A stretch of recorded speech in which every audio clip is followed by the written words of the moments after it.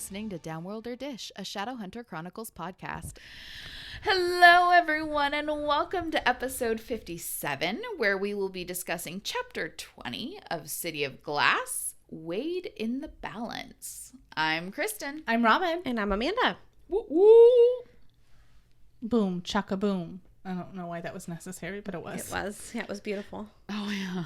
Are you guys feeling good that this is the last chapter? It's crazy. I am. I'm so done with this book. I mean, I love them dearly, but I'm also like... It feels like the last 5 chapters could have been done in 2. I agree. And they're very long. Yeah. The last chapter was all a fight scene. Yeah. Unnecessary. Well, and this time the epilogue was longer, so usually we'll add it to the, it'll be just the last part. Right. But... Hey folks, it's Editing Kristen here. Unfortunately, you guys don't get to hear the rest of Robin's thought because immediately following the word but, the three of us launched into an epically off-topic sidebar, and none of it was airable, unfortunately. And Robin never actually got to finish her thought. But in case you were wondering, she was just explaining that we had to tack on an extra episode with just the epilogue by itself because it was so damn long. And that will be airing next week.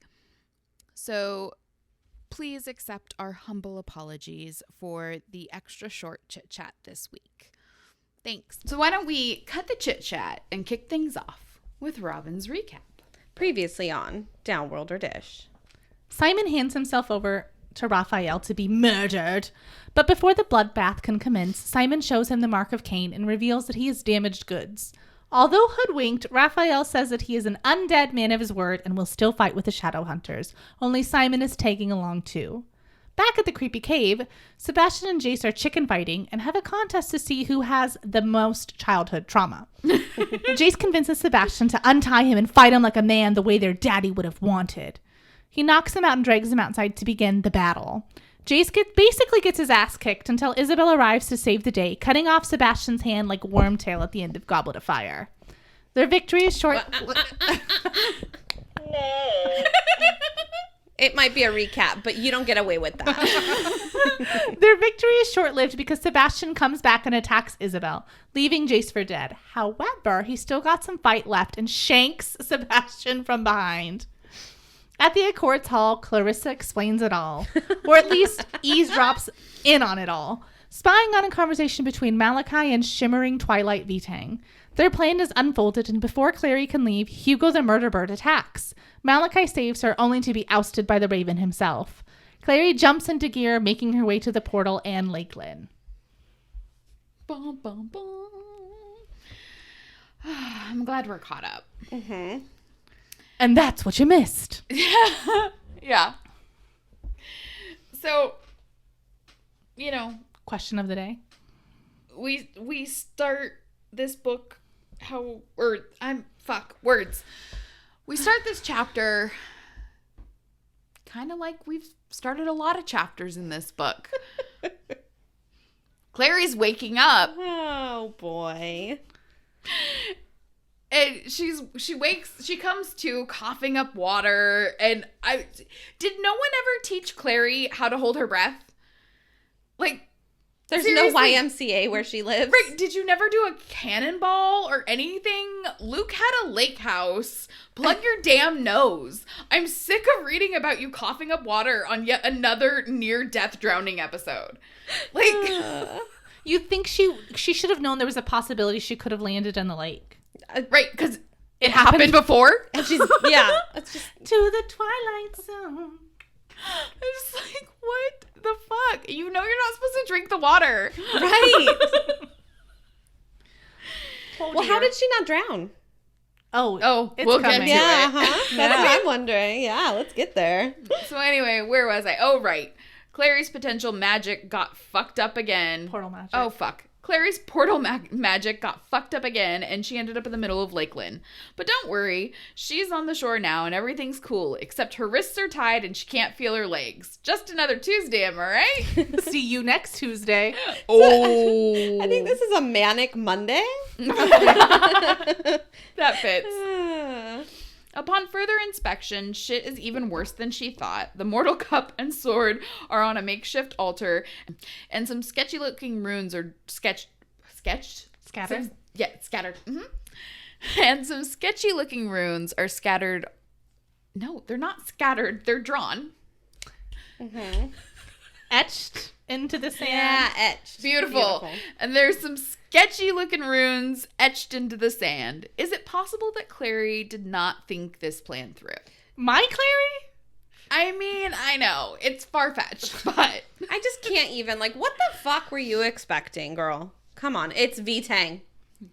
She's a teenager. Her frontal lobe is not fully developed. I just gotta get there now, and we'll see what happens. At this point, we're all thinking the same thing. How could this get any worse? Oh shit, here comes Valentine. You know, I had a feeling he was behind this, but a little part of me still had hope. You're a fool.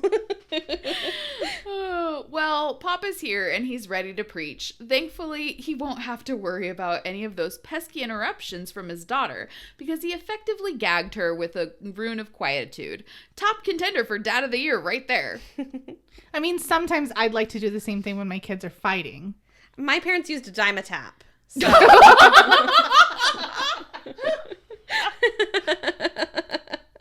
And that's not a joke.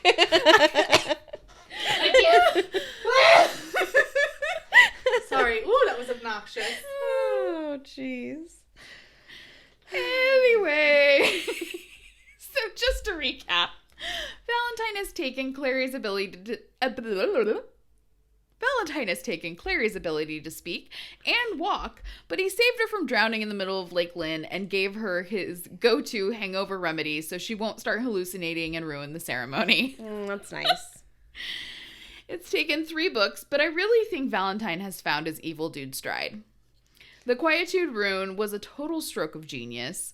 He can focus on what he does best now, monologuing. Right.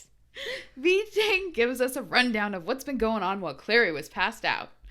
Daddy-O was in the middle of his seance when out of nowhere his daughter dropped clean out of the sky, and that is the moment inspiration struck. The universe was clearly telling V-Tang to use his daughter's blood for the summoning. Naturally. Duh.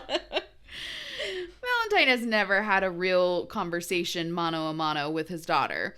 So, with her being unable to speak at present, it seemed like a prime opportunity to open up. True. Sidebar. Seems to be Valentine's preferred method of interacting with his family. He spoke to Jocelyn while she was in her potion-induced coma, and he took a passed-out Jace from the library when Hodge traded his freedom for the Mortal Cup. Yeah. And now, on the precipice of all his dreams coming true, Valentine is finally having that heart-to-heart with his little girl. So sweet. Aww. So Valentine blathers on, confirming parts of Jocelyn's story and spinning others in a different light.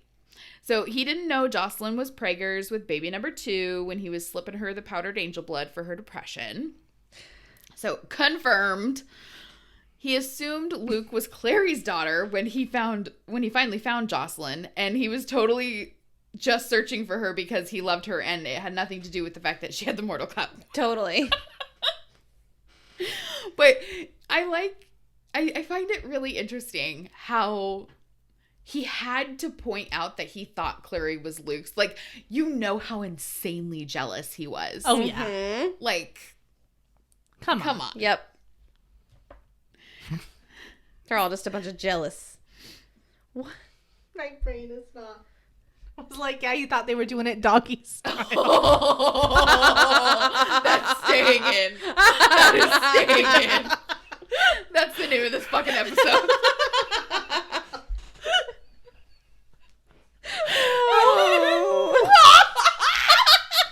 That was Jocelyn. Luke's all catch me outside. about it? Because I'm a dog. Do you think she couldn't be like, you're in the doghouse tonight? the wealth of dog-related pun humor that you would just be able to explore being married to a person / wolf is amazing. I'm a little jealous. I am too. Clearly. Oh, okay, sorry. Oh, God. Okay. So, when he was in the process of kidnapping Jocelyn just before the potion took effect, he realized that his wife only left him because he'd turned their son into a monster, and of course, she was trying to save their daughter. It was only natural. But Valentine isn't too keen on being second best, and because Jocelyn loves Clary, Valentine hates her. Mm-hmm. So he's gonna slice her up and use her blood for ritual summoning, and honestly, that's the most on-brand thing I think Valentine has done yet. Dude, for real. Crazy. Right? He's like, your blood will do just fine. What blood was he going to use instead? His own. He said he was going to use his own blood. Like, why not just still use your own? I think maybe because he's a little worried about them being able to, like, taste the demon in his blood. Oh, interesting. Because to me, it would seem like the person's blood that does it would be the summoning. Like, not the, yeah. Well, my thing is, so basically, never mind. I'm sure we'll cover it later. I don't think it's right now, so sorry. Okay. So Clary's staring down the pointy end of a massive sword, and she's like, oh shit, my father is gonna murder me. This really sucks. Yeah. But just before he brings the blade down, it's knocked from his hand, and it's Jace! Boom! I don't know what sound that was, but it was an exciting sound. He just Kool-Aid manned his ass through the door. The door of the outside. Yes. Yeah. So Clary saw Jace, and I imagine it was like an action movie, and he's coming up over a hill with like smoke behind him, and he's wearing a wife beater, and there's like blood and dirt all over it. He's fucking Rambo. Yeah, he's got his AK across his body. Can you do a Stallone voice? Oh, no. No. That is so terrible. No. Andy tries to make me watch the Adrian! Rocky. Clary! He does, because he's like, Clary, are you all right? That just sounded bad. That was bad. Sorry. I'm trying to think of something. What does Stallone say in First Blood? I don't know what movie that is. They're all so incredibly terrible. Why were there so many? The Expendables. That was a good one. He doesn't have to be Stallone. He's obviously not Stallone. We know this. Yeah. Jace is good looking. Therefore, he's Bruce Willis. And you know he comes over that hill saying, yippee-ki-yay, motherfucker! That'll do. Somehow I had like Channing Tatum in my head, but I don't know. Oh, from like Olympus Has Fallen or whatever it is? Something like that. Yeah. But anyway, that's not actually what happened, but that's what I imagined. So anyway, she sees him and he's like really beat up, obviously. And he tries to ask Clary if she's all right, but Valentine obviously answers for her. He's like, yeah, she can't answer because she can't speak. And so then Jace demands to know what Valentine has done to her and like points his sword at Valentine. And he tells him, he's like, bro, chill. It's just a quietude rune, okay? So I'm curious. Like, was she sleep? She must have still been passed out when he drew the rune on her. Right. Well, I think she started to she fell into the water and was like drowning. So he saved her and then drew the rune on her. And then... Okay. He's like, you're going to be quiet, bitch.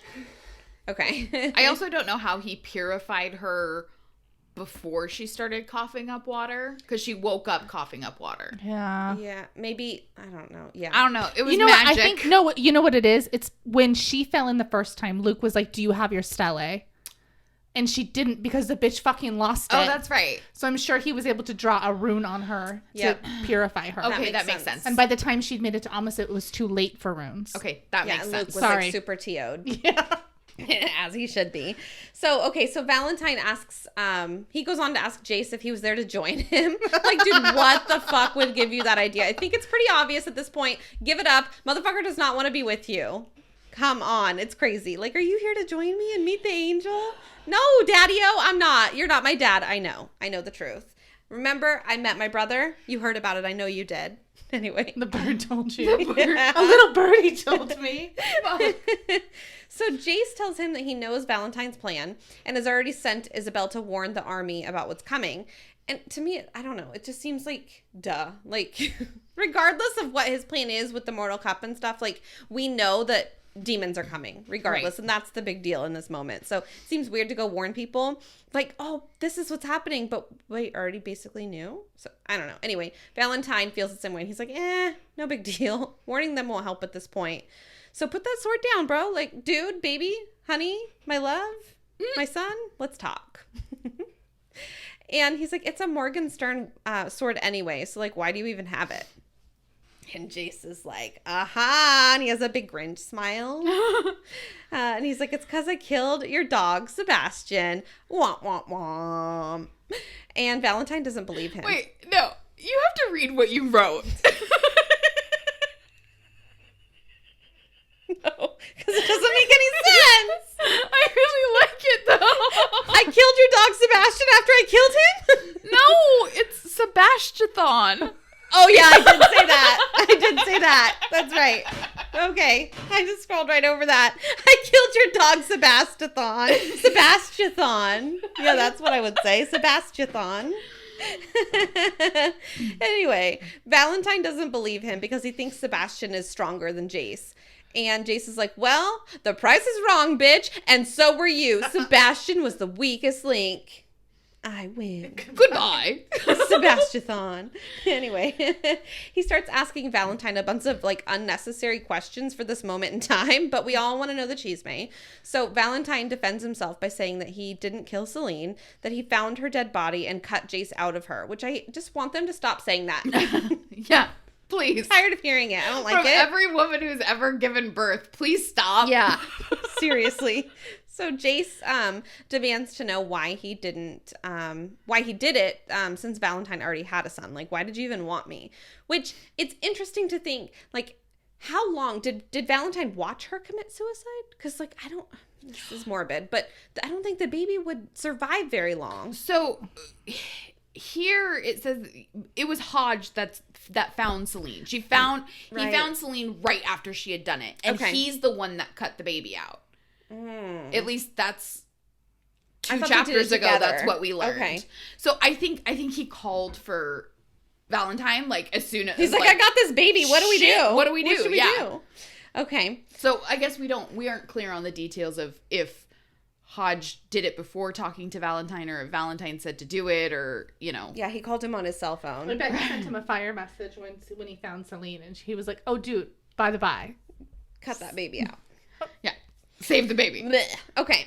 So Valentine says he didn't need a son. He needed a soldier. He thought that Jonathan could be that soldier, but then he realized that when he was still a baby, that he had just a dash too much of demon in his blood. And he would be never be good enough, like actually good, to follow in Valentine's footsteps and control the clave once he like takes it over. So he tried with Jace, but he ended up the opposite and gave him too much good. It's like, motherfucker, just give it like a little bit. Why do you keep pushing it? Well, especially because in his thoughts or whatever, the stuff that Jocelyn had read from the place, whatever, where he was keeping people, like he thought it could be an unborn child or a child. So like just give them some while they're in utero and then give them more later if they need it. If we think back to Ethereal giving Jace and Clary the visions, the person, demon, whoever he got the blood from was like a greater demon. Yeah. And they were like, listen, bitch, this kid's gonna be fucked up. Yeah. Right, that's right. So it's like, pick a different demon. I don't know. Pick a like basic demon, a basic bitch. It sounds to me like Valentine just wants a fairy child. Exactly. He just wants a mix of both. The best of both. He wants...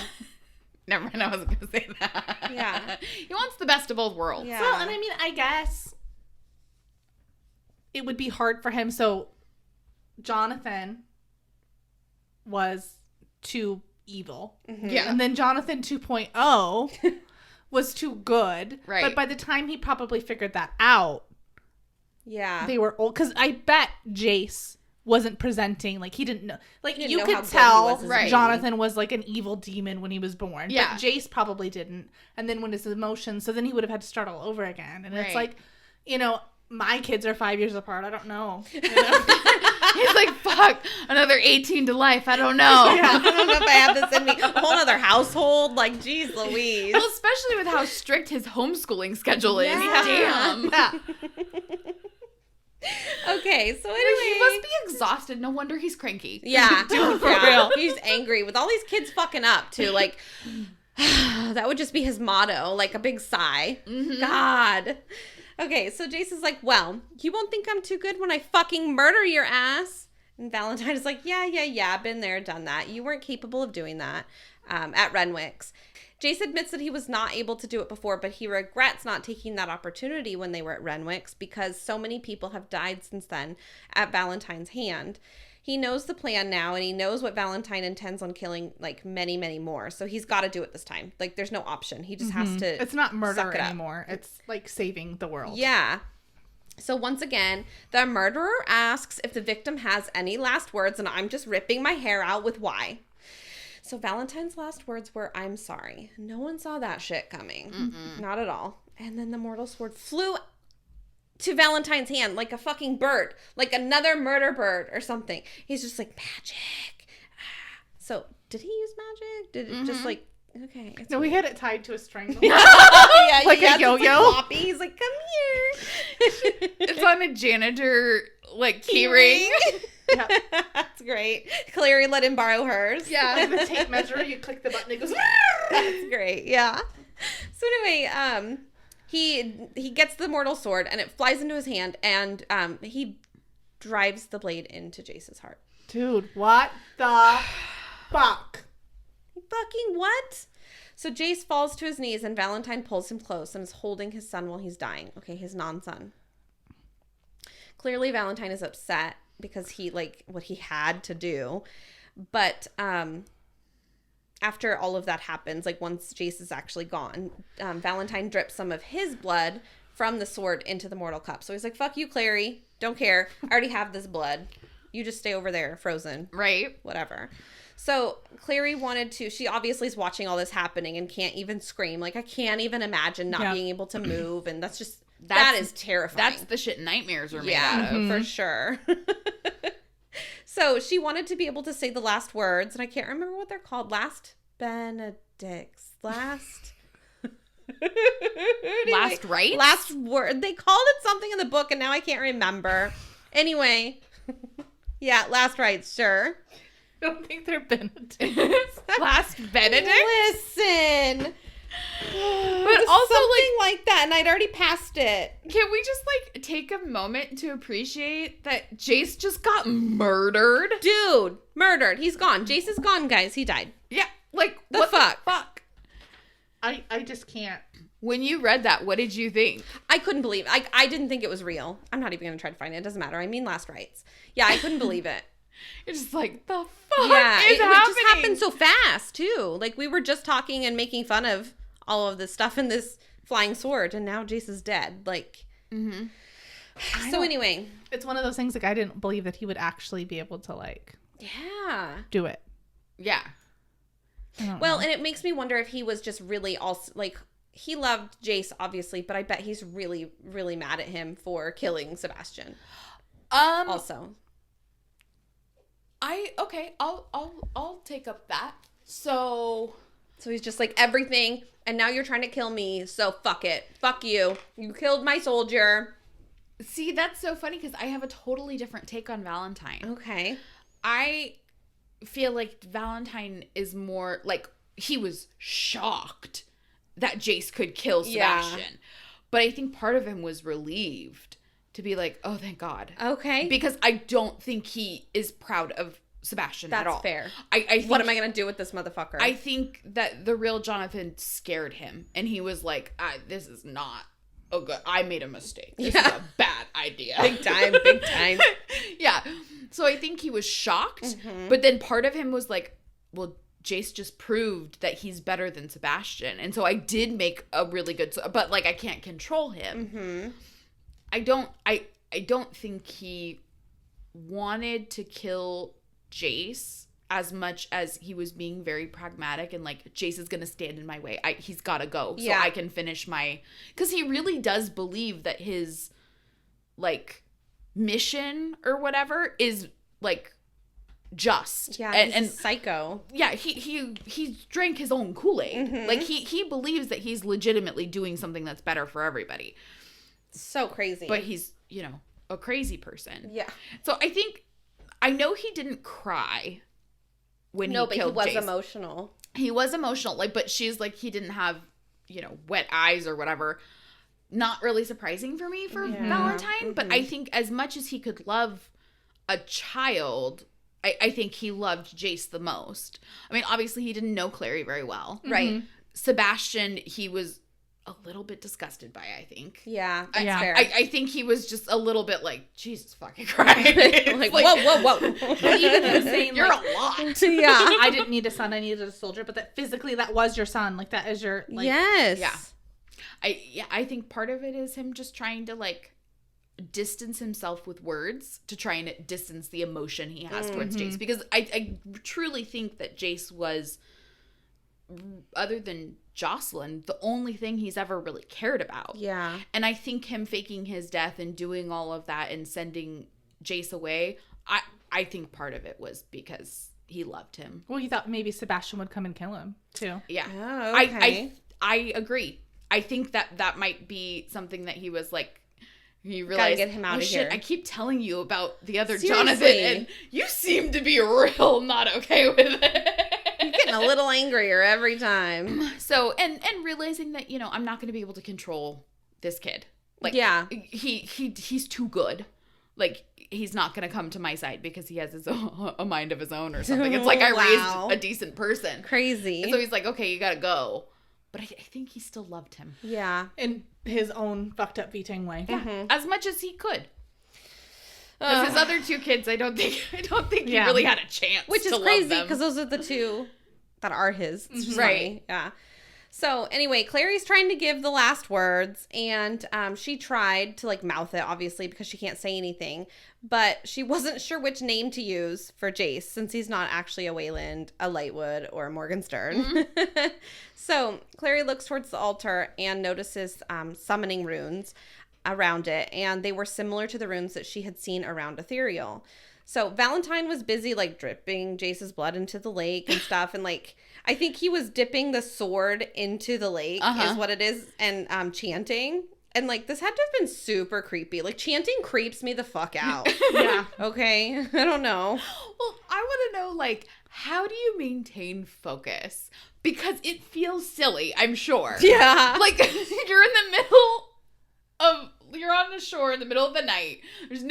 Your kid's tied up behind you, and you're like, I'm going for it. Let's go. Let's get an angel to see all this shit. It's gotta feel stupid. Oh my god. You gotta be like, this feels weird. Yeah, no thanks. So she realizes when she sees all of this shit that Jace would be disappointed in her for giving up. So she sort of, like, army crawls her way over to the altar, dragging her dead weight legs behind her. And Valentine's so busy, he doesn't even notice that she was doing anything. So she's able to bend enough to reach her stele that she fucking didn't lose this time. It's amazing. Patrick. Yeah, you're right. Good point. Is her stolen stele. So she works herself up enough to draw a rune over the top of Valentine's rune that symbolized his name. And I feel like I don't know, I think it's interesting. A couple points here. So, does he have his own rune? It said it symbolized his name. Mm-hmm. So does everyone have their own rune? Like, is there an Amanda rune? Or is there, like, an I'm this one human being and this is my rune? I don't know. I always just imagined, like, obviously Krista would know better, but, like, in the deaf community, like, you have, like, a symbol that's your name, right? Oh, okay. You have a sign. Yeah. Yeah. So traditionally, a deaf person will give you the sign for your name. Interesting. Yeah. Like something about your personality sort of a Yeah. thing? Okay. Yeah. So, like, I was the first... This is gonna be weird. So I was the first grandchild, right? Okay. And so my grandma named me... so it's a K, right? So, like, the finger spelling letter K, right? Like, to your heart. Okay. So and you, like, tap it twice. So my name is Kristen, so it's Kristen. Okay. But and it's close to her heart because I was the first grandchild. So that's what. And so then Bryn's sign is her initials in the same place, and then Jason's are in the same place as well. Okay. So the way that my grandma did it is, like, they're all connected because we're a family kind of a thing. Cute. But that's not, like So what, like, if a you rule. when you met, like, if you like meet a deaf person, you spell your name, right? Yes. And then you show them your sign, like, and so that's what they call you. Yeah. In conversation or talking about you. Yeah. But, like, so say, like, my aunt has named, like, hearing people who, like, one gal, she, like, has a really big smile. And so she's Kathy, and so it's a K, and she's like this because she has a big smile. So that's, like, her personality is her name. Interesting. Huh. Okay. So I figured, like, that's how I always drew the similarities between the rune name. But I don't know, like, did Vitang make his own?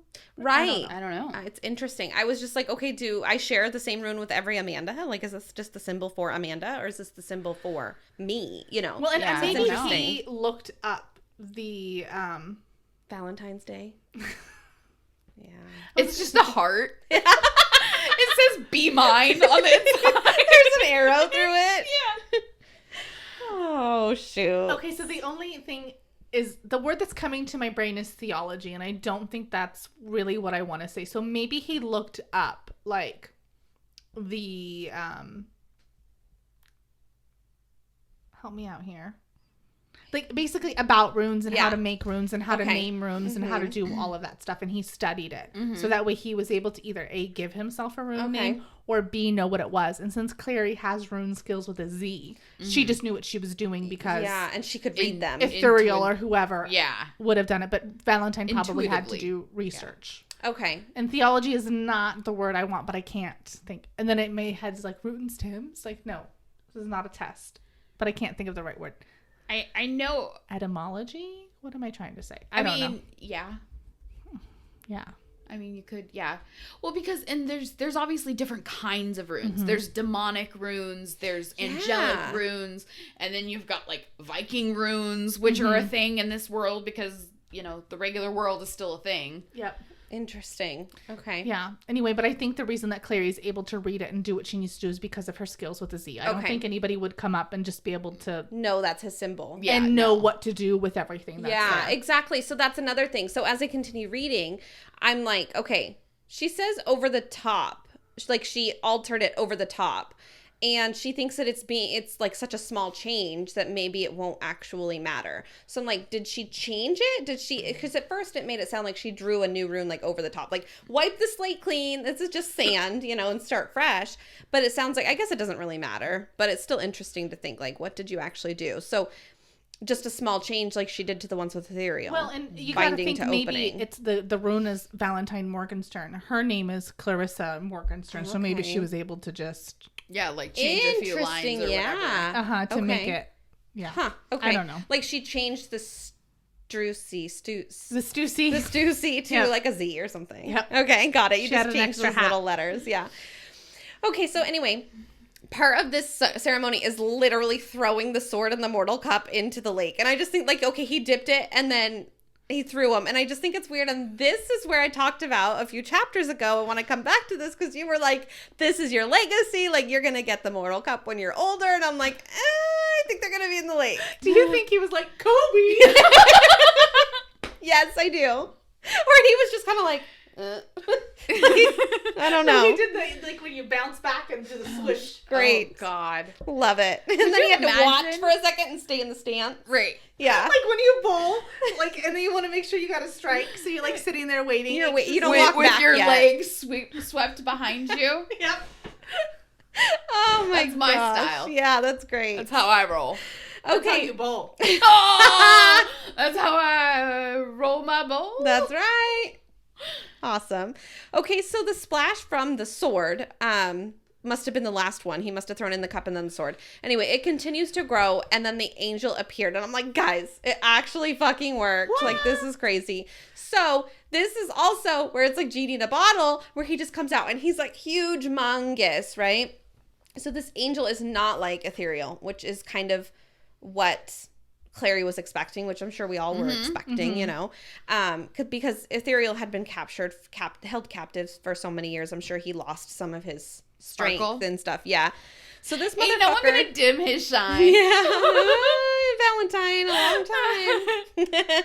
So this motherfucker was in full force. He was so bright that he hurt Clary's eyeballs. She's like, whoa, I need my shades. And Valentine was like, yes, Raziel, my boy. With an eye. Yep. So, Raziel's taking his sweet ass time rising from the lake, enjoying his diva moment. He's revealed slowly from head to feet, and he's described as being enormous, yet no bigger than a man. So, like, he has a giant presence. Right. That doesn't make any sense because I swear I feel like I read some. Nope, this is a different book. Take it back. Well, he's saying, like, he's coming out like a pillar, like, out of the water, like a pillar of marble, like, almost like the lake is, like... Yeah. A part of him. Well, like, the lake is draining down, and he's coming up. But, so, I don't know.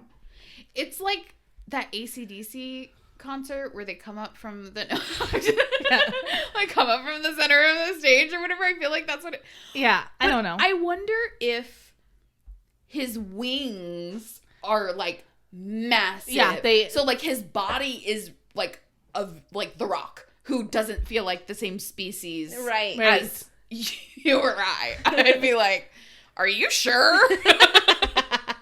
I'll take me some of that. Right. He's a giant. So maybe he's like a really big dude, but his wings make him like bananas big. Yeah. Okay. So, he's shirtless, guys, and there's gold runes all over his body, but they're alive and moving, like, across his bare I torso. don't like that. And as he rose out of the lake, Like he has ringworm? Yeah, dude. I had that once. It was a bummer. Wow. Yes, exactly. So as he rose out of the lake, his wings expanded and opened wide, and it says across the lake. So I think you're right. I'm curious what size of a lake is this? Is this a lake or a pond? Because I I think feel it's like it's huge. more of a big pond. I think it's supposed to be like big time. Okay. I don't know. Got it. Those are some big ass wings. Yeah. Seriously. And they're gold and feathered, and each one has a staring eye, which is just Nope. no thank you. Nope. Mm-mm. No thanks. So he has 4 eyes in total, technically? No, I think each feather has an eye. Yeah. So like his wings open, Like and they're like They describe it like a peacock feather. You know how like the peacock has that, but that's an eye. It's an actual eye. an actual Yeah. eye. No. Like the eye in the book in Hocus Pocus. Oh, yeah. And Yeah. it just opens. Yeah. No, I don't trust anything with more than 2 eyes. I'm sorry. So, Raziel is holding the cup and the sword, and Clary's like, "Oh my God, you're just like in your picture." And he starts to speak to Valentine, but okay, he's not actually speaking. His voice is described as a cry, a shout, and like music, like all rolled up into one, and it contained no words but was totally comprehensible. Which I don't like reminds that. me of Alanis Morissette playing God in the movie Dogma. Uh-huh. Okay, I never Also saw a that. great movie. Yes. Okay. Anyway, the force of his voice almost knocks Vitang ass over tea kettle, but he dug his boots into the sand and remained upright. And Clary felt the angel's breath pass over her. And it's like hot. And she said it smelled like strange spices. Like Frankincense and myrrh. I have those. Of course you do. I can bring them and we can burn them just so you can smell them. Oh, So boy. to me, that's gross. Like maybe I like really wouldn't mind angel breath, but all I can imagine is old man coffee breath coming at you from like your least favorite coworker. Oh, real. no.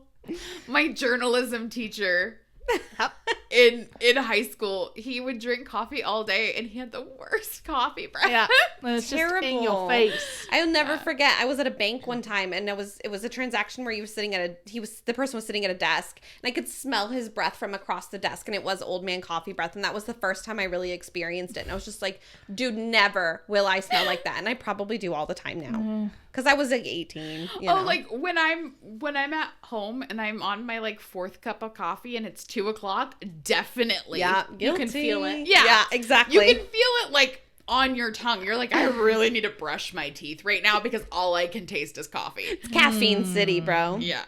All right. So, Raziel, he's like, bro, it's been 1,000 years since your people called on me. Last time Jonathan Shadowhunter begged me to mix my blood with mortal men, In this cup right here, to create a race of warriors who could rid the earth of demons. I did what he asked me and told him I won't be doing you guys any other favors, so why the fuck are you summoning me? And Valentine responds eagerly, telling him, it's been 1,000 years, but the demons are still here. That's what I'm saying. Like, it's 1,000 years, bro. It's cool. You can do this once in a while. Right. Come on, dude. The angel's like, 1,000 years is no time for us. It's like a blink of an eye. How does this concern me? Like, the fuck do you want? And I like that he's like kind of bitchy. I know. That's like he reminds me of like RuPaul. I don't know. So Viting continues, and he starts telling him that the Nephilim that he originally like helped create were a great race of men. For a long time, they fought their mission valiantly, but recently they've been corrupted by Downworlders. God. And that is why they're failing their mission. And it's his intention to restore us to our former glory. And Razel's like, bitch, what did I just hear you say? Glory belongs to God alone. Ooh. Dude, I was listening to this on my way here, and I fucking, as soon as he said it, and Raziel's like, I'm sorry. What did you just say? No. It's like, oh shit. Yeah. It's like when your husband says the one thing in a fight that will definitely set you off, like that button, and you can tell as soon as he says it, he wants to take it back because he knows what it is, and he's like, oh fuck. And it's always, you're acting like your mother. No, I'm just kidding. I would love to hear my husband say that.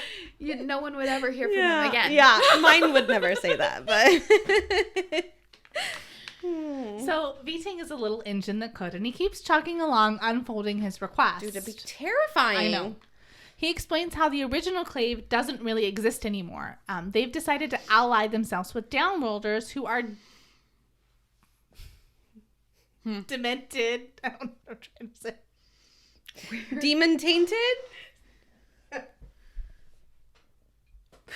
was reading demonetized. They've been demonetized. I was like, what? They're worthless. Thank you. Okay, let's try that again. They have decided to ally themselves with Downworlders, who are demon-tainted non-humans, in case you weren't aware. And it's his plan to cleanse the world, to destroy every Demon and Downworlder. Thank you for putting my sandwich. Okay. Anyway, Raziel, who I can picture is like rubbing his temples, he's like, listen, Linda, demons don't have souls.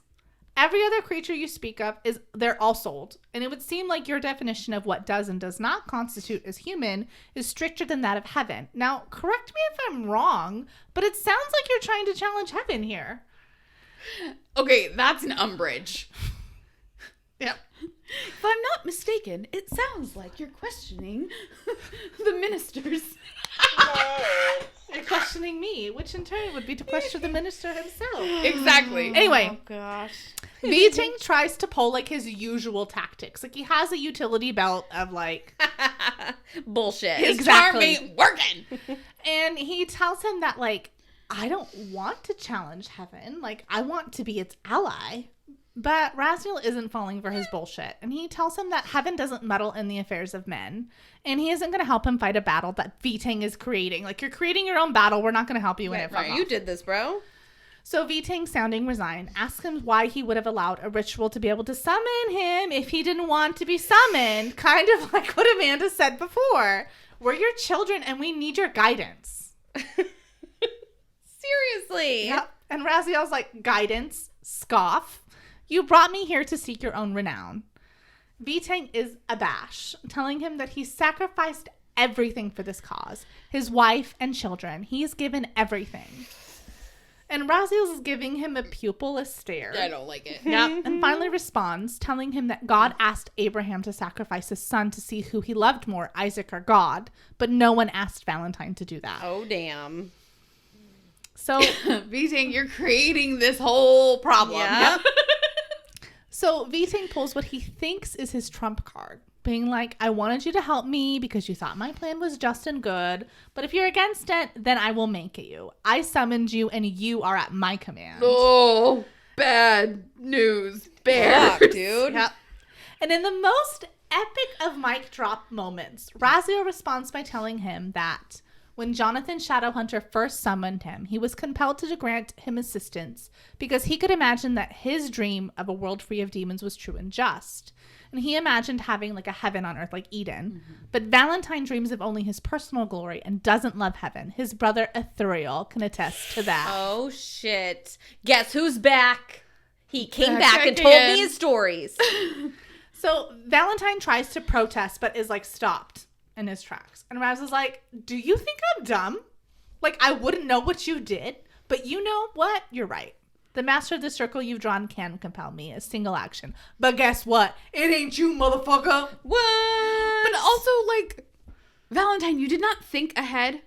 Like, the angels definitely have a communication network. Yeah. You think no one's gonna know that you've been fucking holding up a angel for that long? a decade? At least? Longer. Yeah. 2 almost decades. 20 years? Fuck. Dude. So Beating's looking around. He's like, I'm the only one here. There's only me. And Raziel's like, what about Clary? Boo, bitch. Boo. I want to do a remix of this and have, like, Raziel being like, what about your daughter? And then Valentine looks at Clary and Clary's like, boo, bitch. That was perfect. I love that. In my head, it played out just like that. Yeah. So Beating whipped around and sees Clary like laying half awake on the sand. And Clary, in agony, looked back in defiance. And for the first time, their eyes met. And he really looked at her. And he asked her, Clarissa, what have you done? And since Clary can't fucking talk because of the rune of silence, she draws in the sand the same words that he said to her the first time he had seen her rune power in action. Okay, really quickly.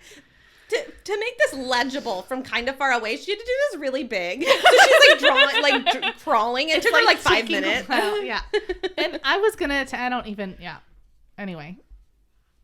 Try it. I dare you. Do it. If I have to, you have to. Go. I don't know what it is. Meanie tickle. I have no idea. I tried to look this up and I was just confused. Like, okay. It's something from the Bible. Mm-hmm. Yeah, mene tekel a parson, I think. But yeah, my most grievous mistake or whatever. Mm-hmm. Yeah. Anyway, Beating's like, oh shit, I think I might have fucked up here.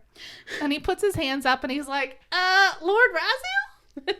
But he's cut down. Raziel opened his mouth and spat out a lightning bolt from heaven like an avenging Zeus. It's weird from his mouth. That went straight through his chest. Clary looked up and was able to like straight up see through his body. Wow. And then Beating fell to the ground. Jesus. Yep. But like when they said, because you know how you try to like envision something that they explain, right? And she's like, he opened his mouth and this thing came out, but it looked like he was spitting. So you assume that there's some more like facial, like to make it look like someone is spitting. And I'm like, did he just like open his mouth and like gleek? Yeah. He was like he just like went like this. Yeah. And just gleeked all over the place. Oh. So Raziel tells Clary that what just happened was justice from heaven and he hopes that she's not dismayed. And Clary looked up at him, the mortal instruments laid by the shore of the lake now, and he tells her that she could compel him to one action. And Clary opens her mouth, but obviously like no sound is escaping her lips. And Raziel's like, oh, right, the rune. And he sounds like he's actually like he feels bad for her. Like he knows his tone's what happened. changing and stuff. So the eyes on his wings blinked. Nope. And a lightness washed over Clary and the pain vanished from her body and she was able to speak. So the first and only thing she wants to do is crawl across the beach to lay with Jace. But the angel's voice is like bringing her back to reality. So he told her that the battle was ending. When Beating died, the hold he had over the demons went with it. Uh-huh. And there are Shadowhunters on the way to the lake right now, so she has a request she needs to speak it. But remember, now, no matter how many Aladdin references we put in the podcast, he is not a genie, and she needs to choose wisely. Great.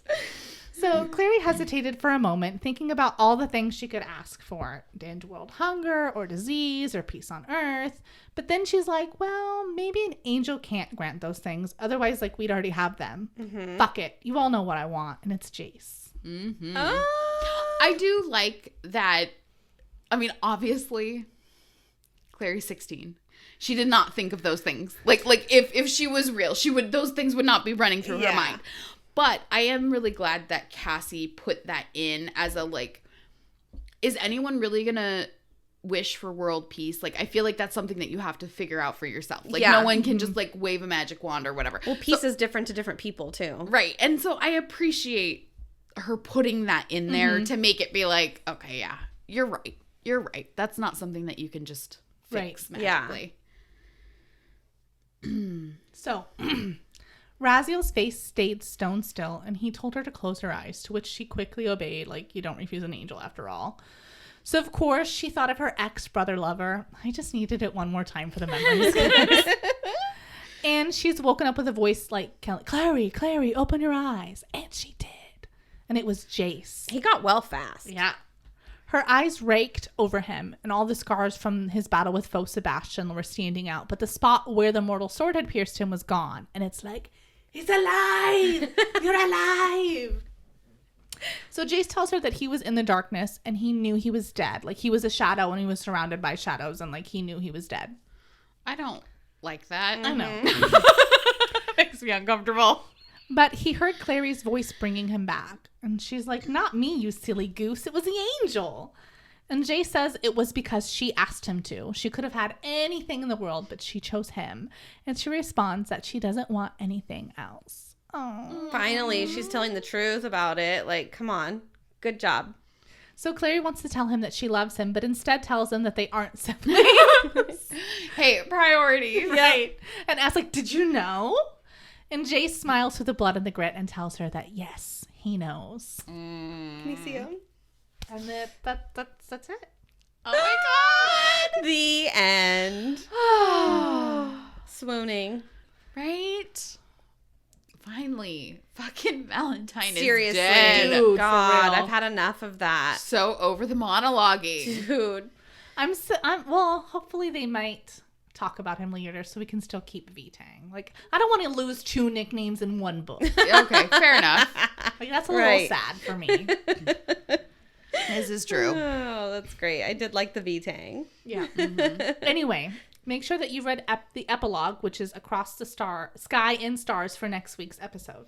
For behind-the-scenes content and the latest updates, check us out on Instagram at Downworlder Podcast. We'll see you next time. Bye. Bye.